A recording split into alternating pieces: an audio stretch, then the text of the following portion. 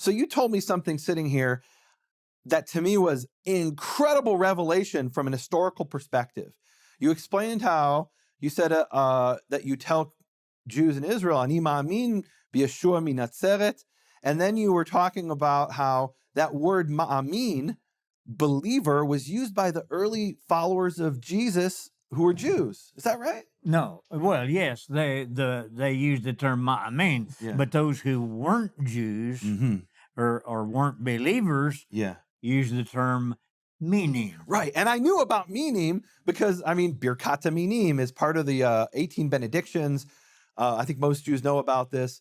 It's essentially a curse on the Jewish followers of Yeshua that was established around the year 90 AD. And that uses the word minim, which means heretics. But you had this profound thing you shared that the believers in Yeshua themselves called themselves ma'aminim, believers.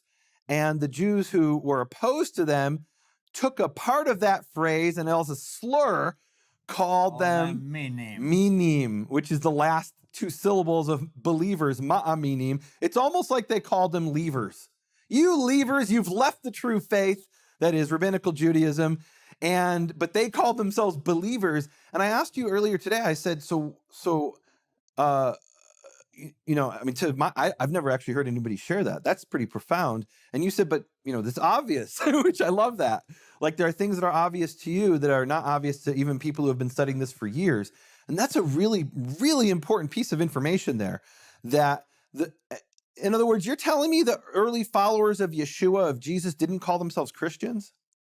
That was a term that was used probably very late. We don't know how long, but we do know that when it says the disciples were first called Christians at Antioch, Yes. they used the term Meshichim, Messianists. Okay. Christian was a much later term. It was